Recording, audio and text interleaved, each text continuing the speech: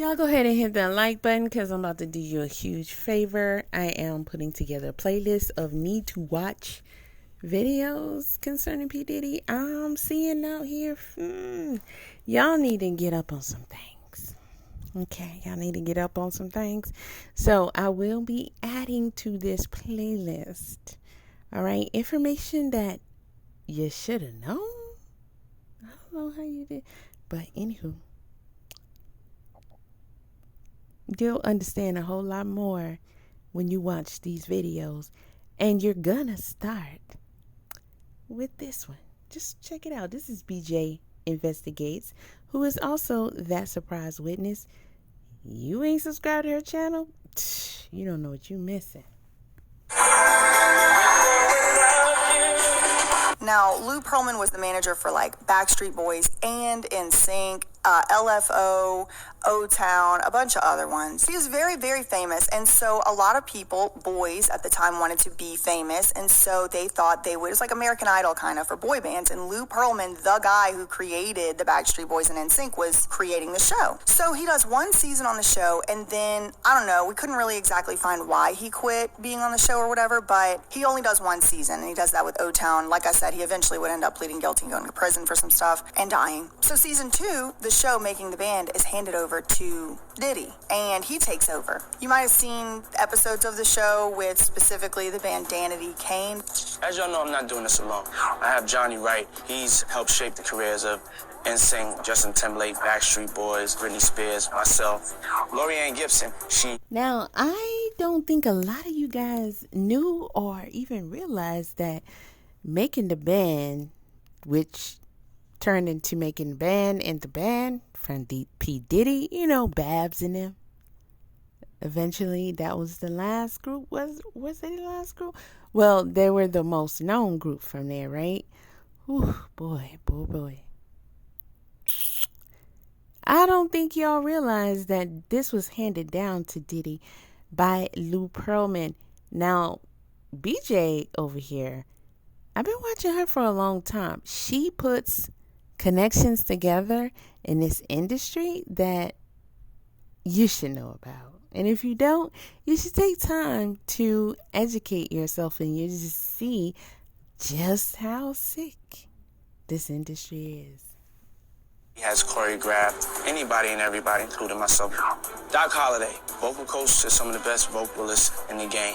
This is going to be a team effort of us molding and shaping this group. I need everyone to find a treadmill or a Stairmaster and do 20 minutes at 5.0 right now. You guys are playing with the wrong gal. But there were many, many seasons. These girls are standing out for all the wrong reasons. Michelle. And in total, altogether, there were like 142 episodes of the show, including that first season one that Lou Pearlman was on. But anyway, so I just thought that was a very interesting connection there because Lou Pearlman ended up getting accused of some of the very same type of behaviors that now Diddy is being accused of by Cassie. And I'm not talking about the financial crimes type of accusations either. You know what I mean? Modern food science has literally created thousands of art. Y'all remember that little clip when Kevin Hart was like trying to interview Diddy and Usher was there? You know, Usher was just a little teenager, just really getting started. And he was in the flavor camp, Diddy's flavor camp, the same flavor camp that he eventually took Justin Bieber to. I didn't know Usher slept in the bed with Diddy for a whole year, and y'all was going after Michael Jackson. A whole year? Remember when he was like, oh, we used to wake up? He didn't clean it up. He said the same thing. And wrestle off the Frosted Flakes? Off the Frosted Flakes, though? He slept in the bed with him for a whole year? Come on. So I did think we should discuss just a few points of the lawsuit that hopefully I'm staying within all the guidelines here. Unfortunately, I'm really not going to be able to get into all the specifics of all the allegations because quite frankly, it's really heinous. But it is a publicly available document if y'all want. She does have a video to where she goes over this. Not the whole thing because it was hard for her to read clearly and there's a lot. And of course, you can't say. But she does. I'm going to, you know what? I'm going to get they asked you for what? I can't read it. Oh, well, then again, I can't make it available. Yes. Okay. When I find the video that she did, though, I'm going to add it to this playlist. Read through it and look at some of Cassie's allegations. It is publicly available. I just typed in Cassie versus Diddy PDF. You'll be able to find it, at least as of today. So what I really want to focus on is stuff that maybe wasn't as heavily focused on in the media, or stuff that I just didn't see. It could be the case that this stuff was very heavily focused on. Maybe I just didn't see it. So first of all, I think it's very important to note that she's suing him for blank trafficking, right? That was one of the things. Again, this lawsuit has settled, but the complaint is still available to see because it's a public record. And in the lawsuit, she actually does use the term, to the extent I'm able to say it here, blank slavery. She referred to her experience with him over that 10 years as slavery. Okay, so one thing that I found extremely interesting, and it kind of reminded me of Britney and Bam and other celebrities who have come out and made these types of allegations, where she did say, I think it's on page 3, that she actually did try to get away. Because that's what a lot of people ask, like, 10 years, if this is going on, why did it go on for 10 years? Like, get away from him, obviously. You know, that's what people are saying. And she's saying, I tried. But every time she would escape, it says, quote, vast networks of entities would come after her and basically, gang stalk her. She basically described that if she would ever run away, either assistants or people who worked for... Now, the ex-bodyguard, man, he rubbed me the wrong way. Oh, especially when he talks about how Diddy, put his hands on Cassie on one occasion and then, according to him, put Cassie in a hotel for a week or so, and he was the one going to see her every day, and she would show him her bruises and cry? How do you tell somebody this with a straight face and you never took the girl to the police or just, but did it go down how he's saying? Because, he sat up there and said he asked Diddy to help him. His son was having trouble in Africa, and Diddy said, no, but I need you to help me. And he claims he didn't know he was in a lawsuit, but then he found out, oh, he's in a lawsuit. Oh, Diddy wants me to lie for him? Well, I can't do that. But he can tell, I guess, his what is Diddy gonna come out and say, boy, you lying. You was making sure she stayed there and didn't get away. Come on. Diddy in some way. Even lawyers would call her and say, you need to call him back. It's in your best interest. She described being threatened, her career, right? Because at the time, Diddy was the owner of Cassie's record label. So really, he kind of owned her in a business sense. And then also, they had this additional type of dynamic situation going on as well. Other allegations in the lawsuit include Diddy being ferocious and cruel. And we did come across this clip of, I'll put it in here. It's an interview, someone talking about the story where Cassie did shave the side of her head one time. Everybody thought I had lost my mind. And I remember seeing the interview. She was telling him, whatever Daddy or Diddy or whatever she was calling him wants, that's what I'm going to do. He saw this white woman. It was bottles on bottles on bottles around her. It was lit. Puff jumped out. Me and Cassie sitting next to each other. My wife right here, Cassie right here. The nigga jumped off the bar, came over and said, yo, Cassie, tomorrow, I want you to shave the side of your head. And I was like, what kind of request is that? So when I'm like, what the fuck? So when I look up there, this white woman side of her head was shaved, man. And the bitch looked good with it. So I was looking at Cassie, I was like, you're not about to do that, are you? She said, whatever Sean wants, I'm gonna do. So she shaved her head, even though she didn't want to. I'm not gonna read them all out here. This is where she kind of tells us why she's suing. What's the point? Why are you doing this? She says she doesn't want to live in silence about what she endured. Mr. Combs remains immensely powerful and immensely dangerous. Cassie therefore seeks justice for the decade of her life that Mr. Combs took away from her with threats of violence, excessive use of blank, and physical and psychological abuse, and blank slavery. So that's where she actually refers to it as a slavery type of situation. Paragraph 45. I thought this part was interesting too. This section of the video is called Stuff I Found Interesting. In early fall 2007, Mr. Combs, that's Diddy, flexed his power and influence when he paid a promoter to create a fake flyer for a party hosted by Cassie. It's like when you realize that people are just kind of faking and they're lying because someone told them to. It's very scary when those people are in charge of your captivity or whatever. So she also says in the lawsuit, all aspects of her life were controlled by either Mr. Combs or his management companies. And what came to my mind immediately was Lou Taylor tactics, because I don't think P. Diddy is like using Lou Taylor's management companies. I think he probably learned his methods either from her or from the same person, but I said there was a party at Clyde Davis's house, and that's where the story began. it was reported place to place for a while that P. Diddy is or was one of Lou's clients. And so it's like this complaint says all aspects of her life were controlled by either Mr. Combs or his management companies, who was giving Britney Spears. Imagine for 10 whole years, every aspect of your life is being controlled by other people, not just one person. For all you out here, just for some odd reason, you saying a whole lot of nonsense about this young lady and this situation. But I mean, wow, just wow. Those pills, TriStar, according to these lawsuits, I don't know, innocent until proven guilty or whatever.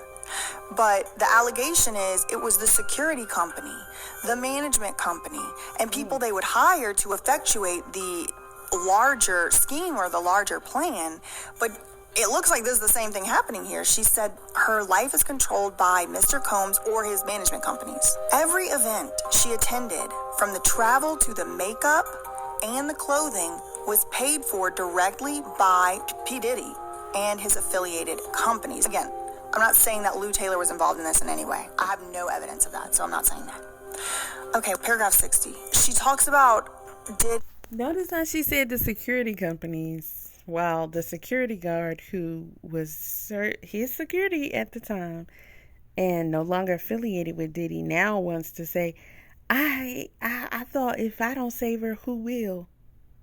I was there to help her, but he never got her any help. So what kind of help was he trying to say he gave Cassie? He maybe stopped them from fighting on occasion, according to him? Child, please. exerting ownership over her. Notice this guy saying he don't think Diddy should go to jail. He needs some help. What? Another example of the ways in which he manipulated her and ensured obedience early on in the relationship is that, oh, this is sick. He asked her what she called her grandfather, like what was her name for her grandfather, and she said Pop Pop. The lawsuit's words, not mine. When Cassie said that she referred to her grandfather as Pop Pop, Mr. Combs perversely insisted that Cassie refer to him with that nickname. Something wrong with him. All right, what else? Something wrong with him. It ain't right. Okay, so one time he particularly aggressively abused her, even for him, and she was forced to stay in a hotel for a week. She could not leave. And that's when she started to really realize, started to dawn on her, page 14, what was really going on in this tremendous network that he had that would... baby, hang on. Is that why he mentioned that specific incident? Because Cassie mentioned it in her lawsuit, and so he wanted to try and come behind her and clear himself by saying, oh, I was looking out for her and I would come there for her and see if there's anything that she needed. He probably was personally put at her door. Let's keep it real. But and she would, I would talk to her, and she would go back and tell Diddy. Yeah. Bring her to a hotel, lock her in a hotel, not let her leave, not let her parents come, not let her go to her parents and stuff like that. So one thing... There you have it. Because this dude knows that Cassie cannot just leave. So what good is talking to her gonna do? If she's showing you her bruises and crying, maybe for one, she probably felt like she needed medical attention. For two, she felt like she wanted you to help her. And for three, I'm pretty sure, as sick as these people and this situation in particular is, when she was showing him them bruises, she was practically begging him to help her get away. That was covered very extensively in reporting on this was these alleged freak-offs. Diddy was using Cassie as a honeypot to lure other men. People were hired to come in and perform certain types of work with Cassie, and Diddy would record the work, and he would do so on several devices, including iPads, computers, phones, etc. He used these videos allegedly, according to the lawsuit, to kind of blackmail her and say, I'm going to always have the videos, or whatever, right? Well, one thing I didn't see highlighted, and again, could have been, I just didn't see it, is paragraph 79. Well, let's start at 78. The first time these freak-offs happened, these FOs happened, Diddy had hired the man and brought him to his home in LA. They wore masquerade masks and ingested blank. Diddy directed Cassie to perform. Did y'all see the video with the guy? I'm not going to say he won. I think he's something else, and he talked about that too. I just don't remember, and when he was saying he was hired by them at one point, he said a lot of stuff that's kind of deep. He said that he also, I think it's on one of the court channels, and he was saying that he won a lawsuit from them from getting a transmitted disease. But he said stuff that actually was deeper than that. I don't see nobody bringing that up. That's crazy. Certain things with the man, and Diddy watched them as he blank in the corner and kind of directed the scene, telling him what to do. But then the next sentence, the entire encounter lasted multiple days. Multiple days. I didn't see that reported on anywhere. Could have been, but On the third day, they would drink, party, be merry, and the men would have sex with each other. I just wanted to point it out here. Like, it wasn't just one night or whatever. And she also went on to say later in the lawsuit that it was very often that she would end up having to get IV fluids or whatever after these apparently marathon FOs, because she would be so dehydrated from the activities and the substances, etc. But I guess so, if it lasted multiple days. And then she probably was also getting antibiotics. Let's keep it real. I don't know why Gene looking like that. All of them disgust me, to keep it real. I can't.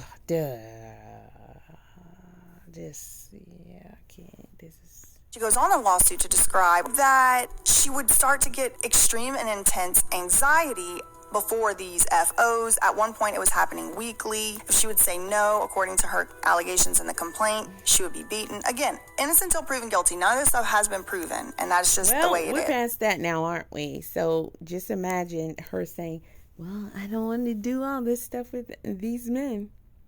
And what you saw happening in the hallway. We're lucky this woman is even alive and well, went on to have children. Think about it. How blessed is she? A whole big old raggedy dude like this constantly beating on you. And don't forget, the bodyguard also talked about seeing him and Kim fight too. He called it that, but we don't have no evidence of that. Kim was she was taller, but she was like thinner than Cassie because she was a model. This is crazy. This is absolutely insane. P. Diddy's a cuckold, and that's fine, but you're supposed to have all willing participants. Like Adam 22.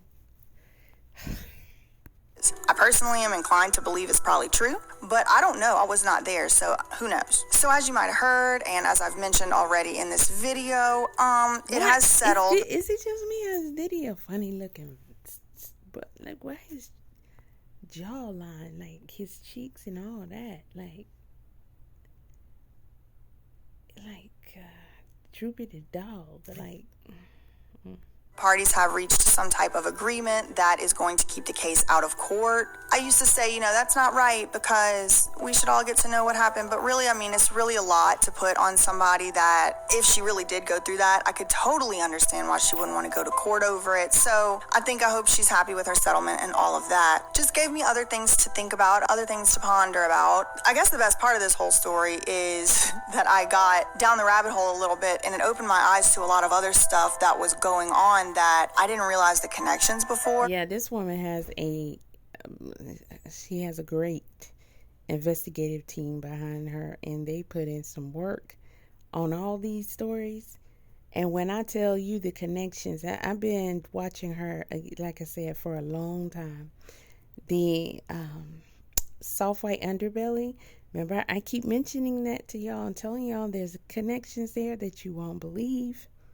I put some things up for my channel members to see. But the connections there in the industry and the things that they're doing with people there.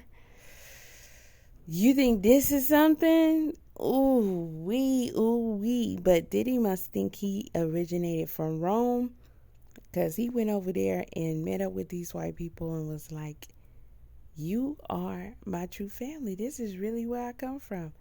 Teach me how to be like you, and I'll make you proud. I'll make you proud. All these people, you're the Nickelodeon guy, the one who was responsible for all these boy bands and all that, a couple of them, right? All these people handed their reins down and personally trained P. Diddy. That's where all this comes from. This is exactly where P. Diddy comes from. So just imagine some of the stuff that they went through, which she got a whole lot on that. And she keeps saying Bam, in case y'all don't know. That's I forget his full first name, but last name Margarita from Jackass. Did y'all used to watch Jackass? Remember Bam? He had his parents on there, that one. He used to pull crazy pranks on his parents. Yeah. Him, it's ties there. Yes, you want to dive into all her stuff. That's if you can handle this kind of stuff and it interests you.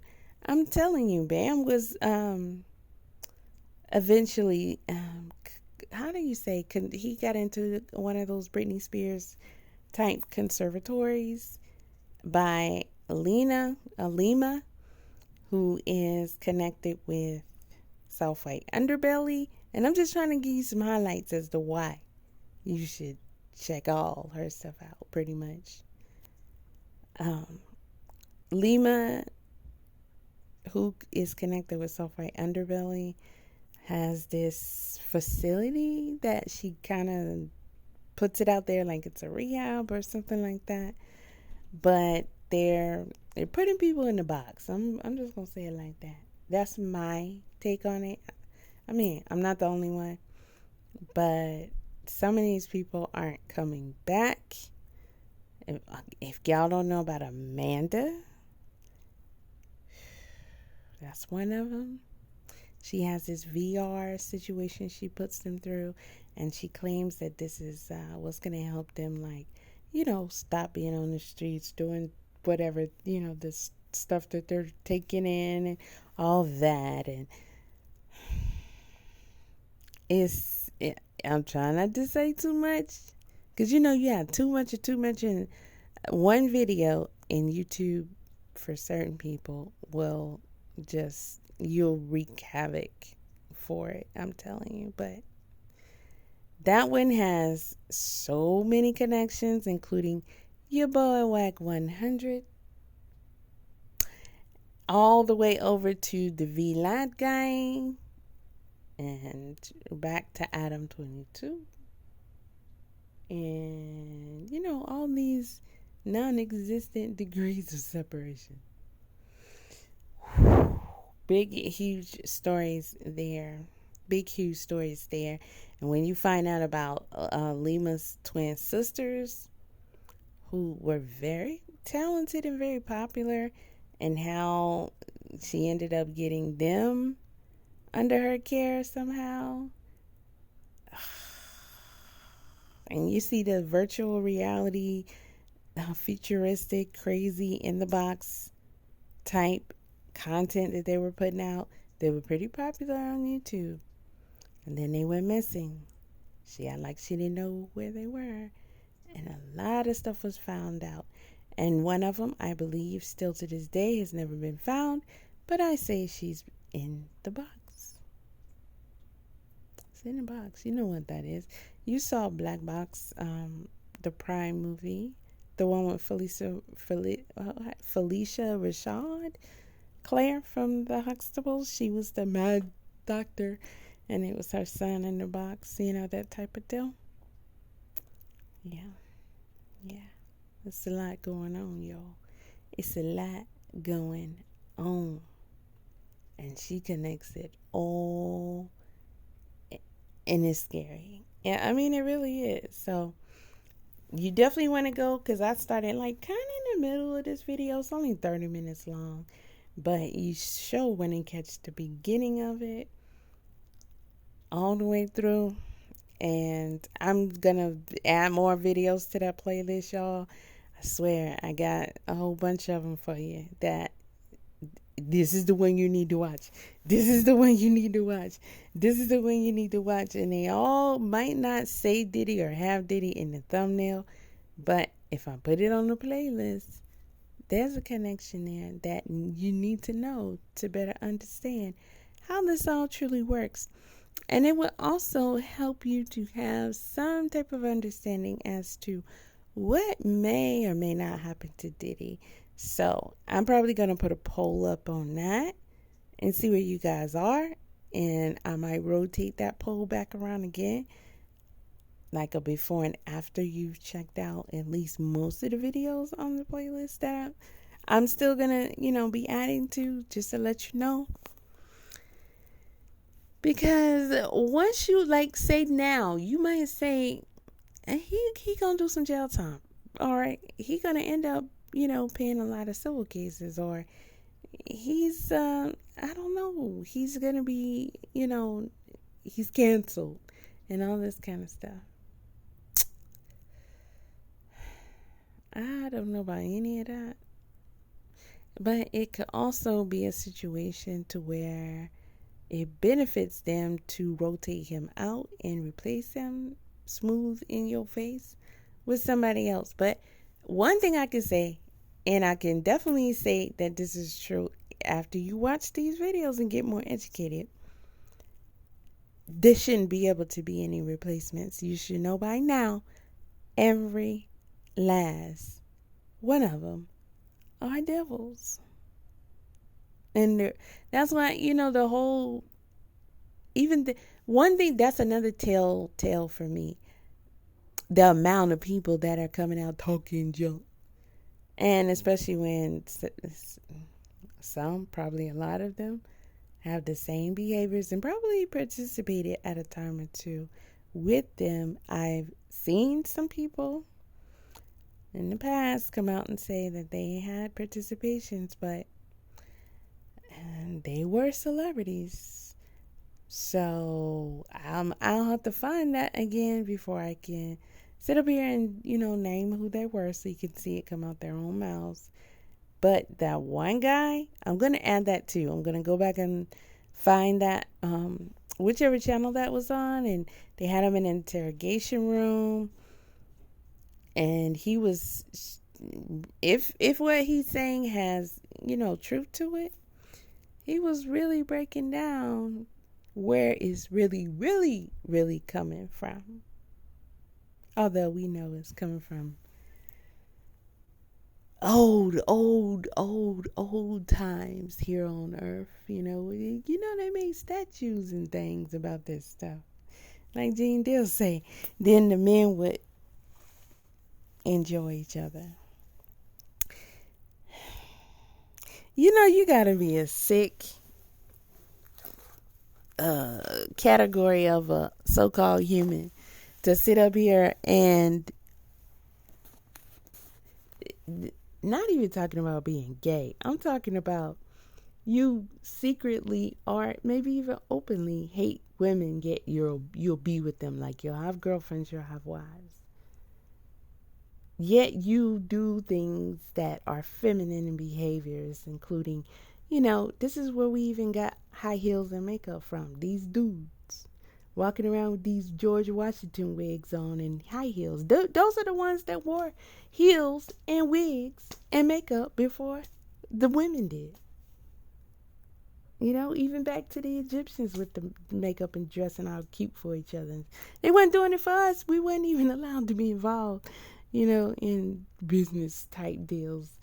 They was in court and everywhere else, dressing out for each other, beating on their wives, and then going and duking each other in the butt and getting little boys. And, of course, that's against their will. And teaching them how to be like them. Like, this is what men do. Right? That you got to be a sick breed of an individual to even get down like that. To have a woman that you keep where she is literally expressing in her court documents that she was your sex slave for 10 years. And this is the one that he paid her on the very next day. And y'all acting surprised when you see the doggone video. Or you needed to see the video to convince you. And yes, we understand that in most cases, you're not supposed to jump the gun and say, oh, because you paid, you're guilty. Because we know that's not how that works. But in this situation, 35 pages, there ain't any lawyer worth they salt would have been like, don't pay her jack. We gonna knock this out the park. It's too many allegations and stories in there. And it was meant for this dude to be broken down to the very last compound, which I don't think he's gonna be broken down that deeply. But if all these people were protecting him, participating with him, and keeping quiet all these years, and then they just stood back and let Cassie do her thing, and none of them came out and said, I was there, I was around, she's a liar, she's a woman scorned, this is not true. Not one individual, much less many of them, came in to try and stop her the same way they tried to stop her from leaving. Everybody just stood back, like Ed Lover say, did I see why people didn't defend you? Because they knew about you, they knew what you was doing.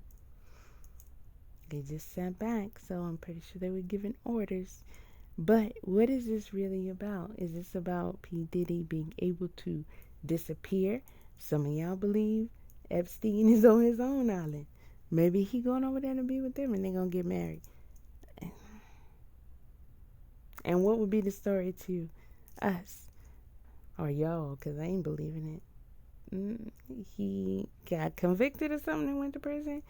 Somebody assassinated him, or he took his own life like Gene Dill said he probably gonna do. Now, this guy said he probably gonna do that. He didn't say he would do that before he go to jail, or he would do that. He could see him doing it if, blah, blah, blah, blah, blah. But he said this ain't the first time.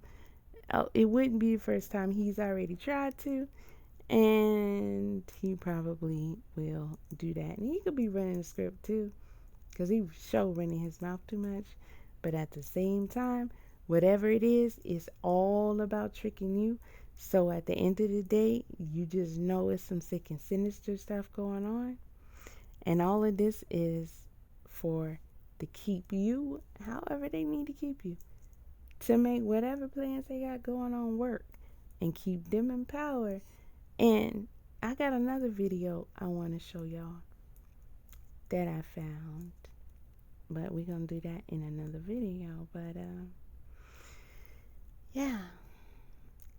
CNN and even the court channels chasing after this story like wildfire. Listen, he not even in court. There's no charges.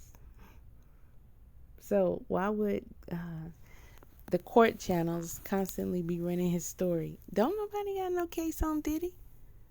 There's nothing on file. I'm not saying they don't have a case. I'm saying they don't legally, at this time, have any open or pending cases on P. Diddy. Okay? CNN, how much you gonna ride this story? So it's all some kind of illusion, tactics going on here so that they can have you look at this hand and believe this, and then they're gonna do something different. So, when I start to hear stuff like,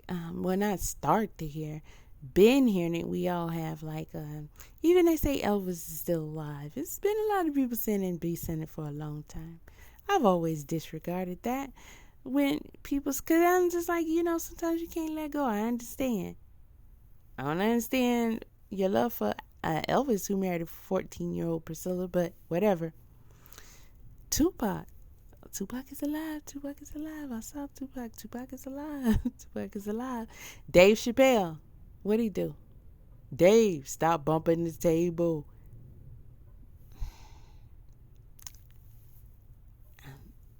They say Epstein is not gone from here, y'all.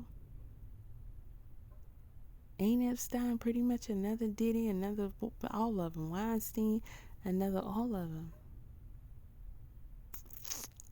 Even Lou, that passed the torch over to Diddy. I guess his spot got hot in the wrong way, and he needed to pull out, and he needed to revamp this moneymaker thing that they was kicking off here. Can you imagine how much money these people made off of all these groups?